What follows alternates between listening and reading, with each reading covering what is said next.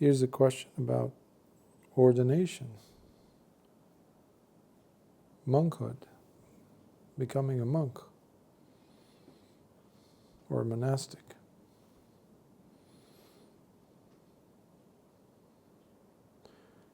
It is not easy. It's never supposed to be easy.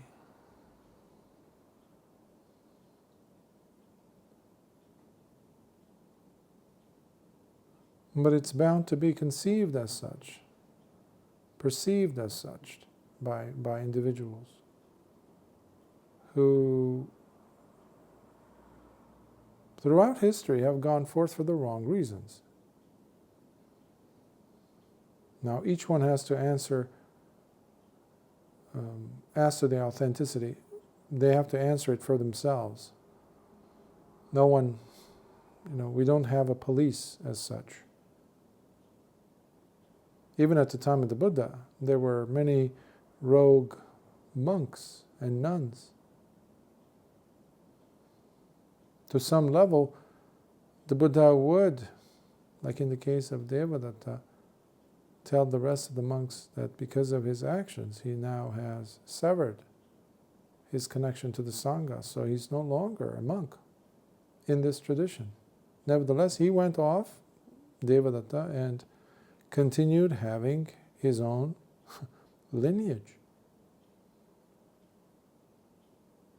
But when you look at the kind of life he had lived, he had done it for the wrong reasons. He wasn't singular in his example because there were countless other monks who had done that, countless other nuns who had done that at the time of the Buddha. So what can we say about today's monastics? We should understand that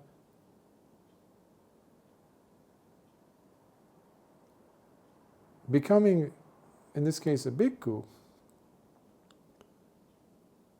is not like, well, if all else fails, I'll go and become a bhikkhu. It's like my last option. That is completely wrong.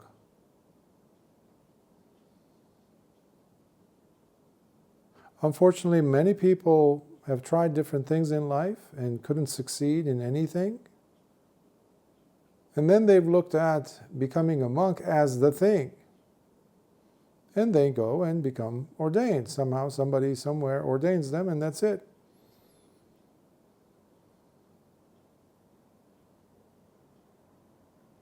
Again, each one to their own. Each one has to deal with their own intentions behind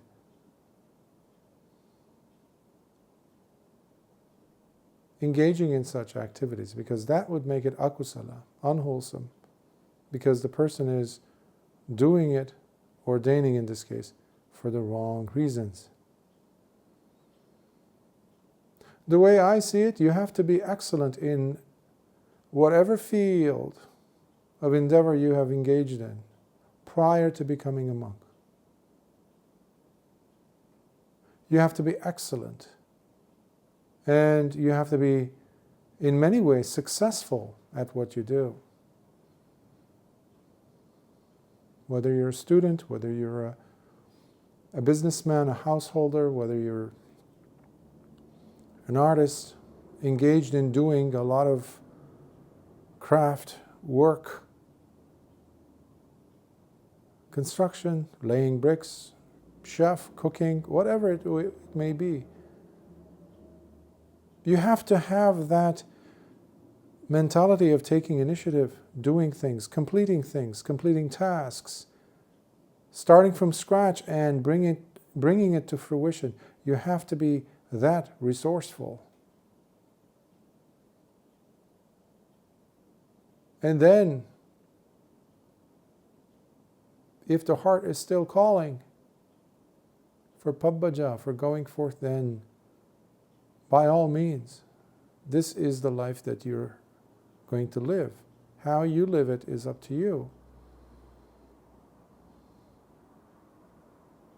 But it's not a copping out. It's not a running away from life. The going forth is not running away from responsibilities of life. You have to be able to tackle the various responsibilities as a layman already and not run away under the robes somehow to hide from life, to gain some things because of the robes. Recognition, fame, renown, possessions, properties, titles, following, of course. That's a big one for many people. Respect. These are very, very attractive. People can give up so much for gaining such a thing. It's a new persona that they suddenly, almost overnight, come to possess, attain. But sooner or later it blows up in their face. The intention is very important as to why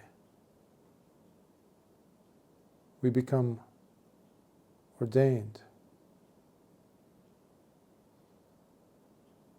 So you must have the fortitude to go forth with courage, with audacity, not out of fear, not out of cowardice, not out of escaping life, eschewing something, or running away. Because to become a monk means you're going to have to place yourself in positions where, in situations where, all those demons of yours will come out. Sooner or later. Of course, you, just like you've done throughout life as a layman, you might choose to avoid them, evade them, ignore them.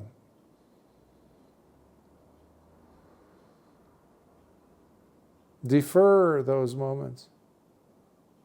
That's when you drop into the superficial. And it becomes just a career for you. It just becomes a profession. A professional bhikkhu, a professional priest, priesthood as such. That's what you're going to get out of it. It's a very safe zone to be in. You'll fall in line and you will get all those other goodies that many, many, many people crave, want to have, which is in the human nature. But that's not why Lord Buddha became a bhikkhu himself. That's not why he would ordain people who came to him. The reason why they came was very simple. Attain freedom. That requires tremendous maturity, understanding, depth of comprehension.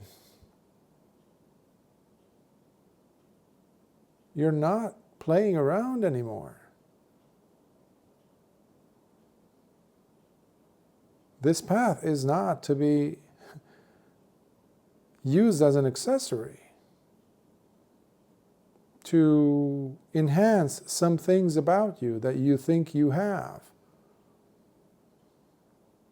to add another layer of importance for you, to gain some sense of significance for others to bow down to. These are all the wrong reasons. That means you're empty inside. And for this reason, I've said many a time, people have, chips on their shoulders. They have their own missions, they have their own agendas, they have their own crusades to engage in, under the robes, through the robes, men and women. And then the Dhamma no longer becomes the primary focus in their lives. The Dhamma is simply a vehicle for them to push their own ideals. And that is very dangerous. First for themselves, and secondly for the welfare of the sasana, which they endanger. And this is what has been happening, not just during the last 30, 40 years in the West somewhere. No. This has been happening throughout the Dhamma's history, at least recorded this sasana's history, for almost 2,600 years. So this isn't something new that I'm trying to highlight or something. It's there. It was there at the time of the Buddha.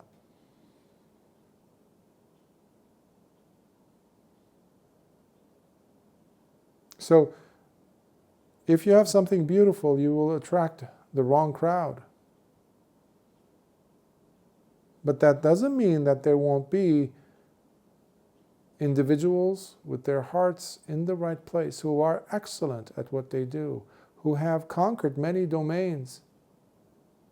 They have withstood such terrible suffering, overcome so many hurdles. And then they realize that all those hurdles mean nothing. All those achievements mean nothing. That's why they give up that for something greater. And that greater thing is very personal. Others might be involved. The crowds might come to know about this person. But they might not. But the important thing is that this person made that decision intentionally, as Lord Buddha says, through the faith that they possess in their hearts, and went forth from home life into homelessness. That is very significant. That is not banal. That is not mundane. That is not mediocre. That is heavy. That is serious.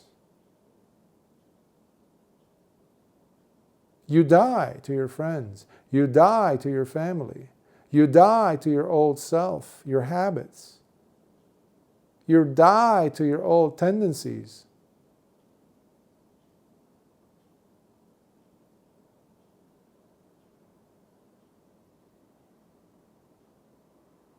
And you don't use this new life as a version, part 2.0 version of you, but in robes. No, it doesn't work like that. So changes must take place within the person. It is not a tradition for mediocrity. At least that's what the Buddha has started. But then you had, even within the first generation of bhikkhus, you had individuals who were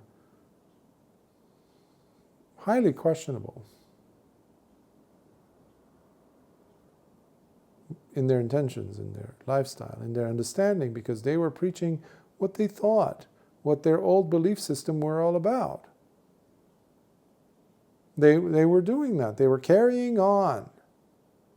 So you do not carry on anything of the past when you ordain.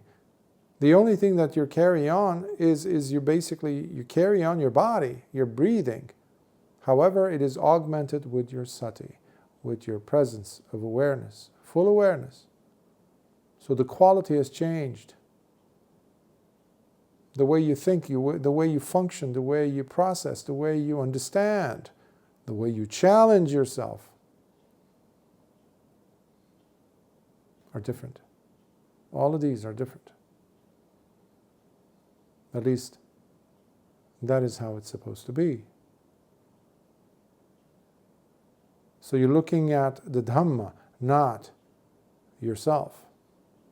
That's why when you look, people have asked me, in different parts of the world, they've asked, why do you shave your head? Why do you not grow your hair? Why do you have to all wear the same thing? Why do you all these questions?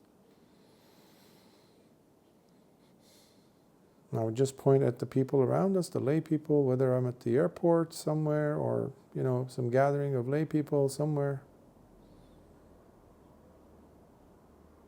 They say, do they look the same? The person would say, of course not.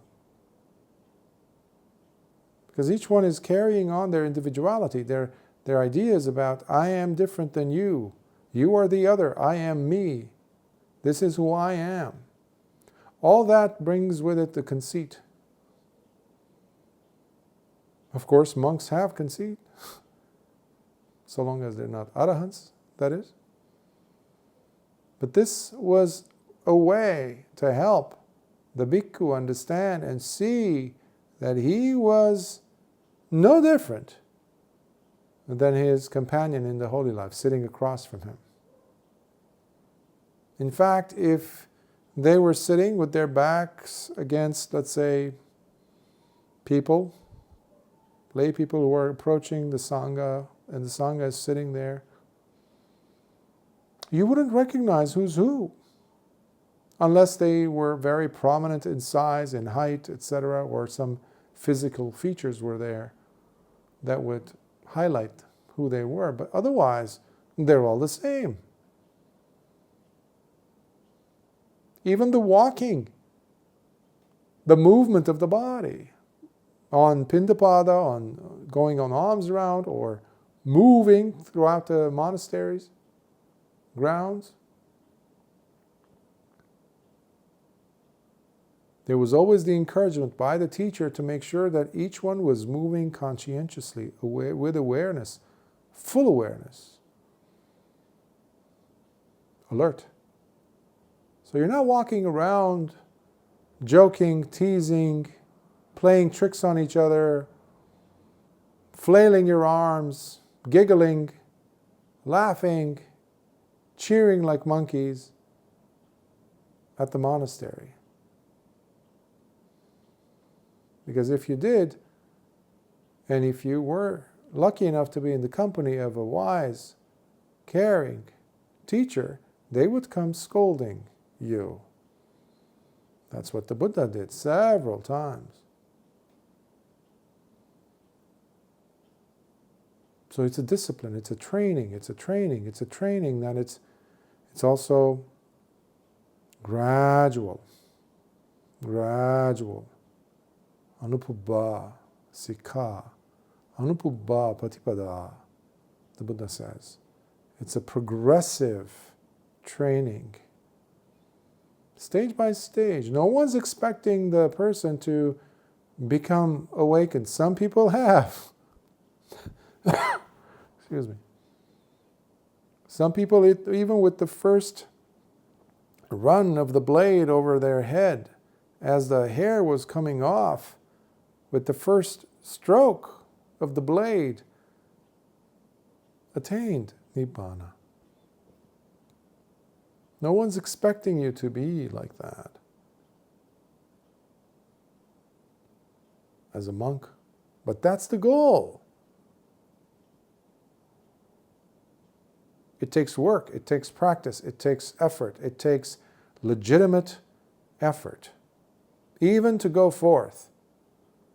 Some of us have had to deal with hellish circumstances before ordination, during ordination, after ordination.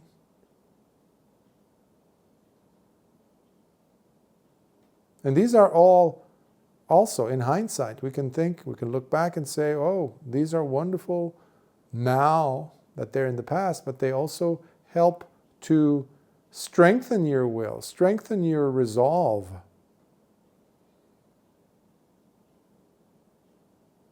To really go after this. And that's why the Buddha is called the Jina, Mahajina, the great conqueror. And he expects us to be as such. But the conquest here is not other people over there, the fellow bhikkhus, the nuns over there, for you to beat, to overcome, to vanquish. No. That means nothing. Ultimately, We have to conquer that part of ourselves that has been the cause, the fountain of suffering. Those are the heart's defilements, the kilesas, the greed, the lust we hold so securely in our hearts, the hatred we hold in our hearts, and the willful ignoring to keep ourselves ignorant, not to push the envelope, not to challenge our mental, emotional, psychological status quos. All of which are in the resume of a hero, of someone who's fearless. So no, it's not meant for people who are down and out in their luck, who can't do anything, who fail in whatever they, undertake. They can't keep a job. Now, if this was, if Lord Buddha was still with us, I'm sure he would make exceptions. If the person showed, because Lord Buddha had the ability to look into the heart of the person and see their potential.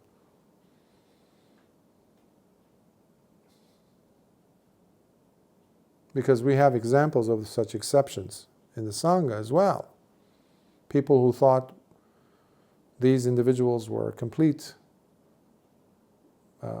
useless parts of society, etc., especially in the Sangha, they told them to get out, to leave, to quit. But the Buddha said no, because he recognized a greater potential in them. And he would bend over backward to make the opportunities there for such individuals to really make use of it and attain the goal of the holy life and become arahants.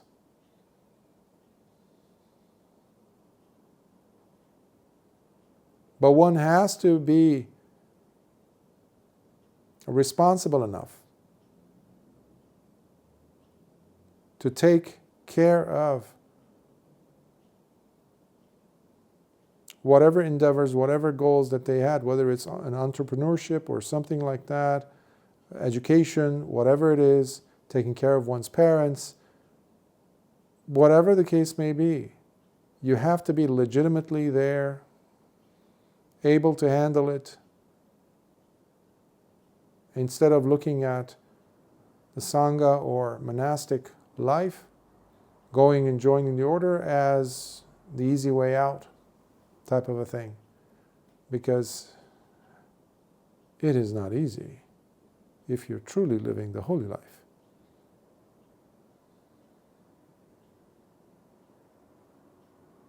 If you're living the holy life fully and for the right reasons.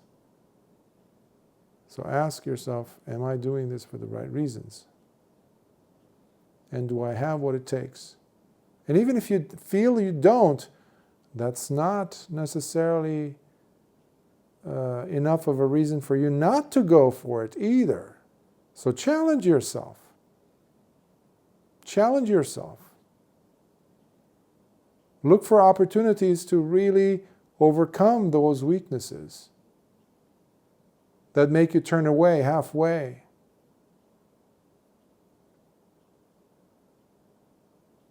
Without accomplishing anything. And then, once you've attained that successful level of achievement, in whatever it is, then approach the idea of joining the order and going forth. Revisit that idea. And see if that still is appetizing enough, if it's interesting enough. Because for many people, lo and behold, life suddenly becomes more delicious to go back to. Well, that tells you also as to what were the real reasons why the person wanted to go and become ordained in the first place. Because it was easy, because they were, copping out. But that is the real battlefield, because every day you're face to face. You're in hand-to-hand combat with Mara. That's living the holy life. Not for the sake of always being in battle, no, but to understand, to chisel your character every single day, to train, to train, to train, and to overcome the old versions of yourself so that you can shed off, shrug off those parts of you that don't belong anymore. Ways of thinking, fears, unnecessary struggles, and then more and more chunks of serenity show up in your life. And they become more and more dominant, more and more present, more and more longer lasting, more tranquility, more seeing with discernment takes place. There's less suffering. Awakening is happening.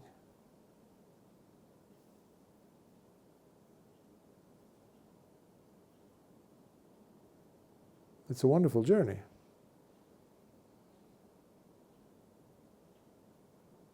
But make sure you're cut out for it, as the saying goes.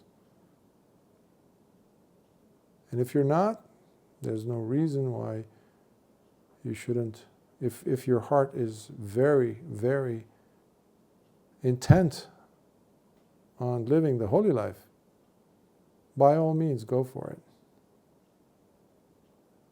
But hopefully the other things that I just mentioned earlier can help you decipher through and understand what's what,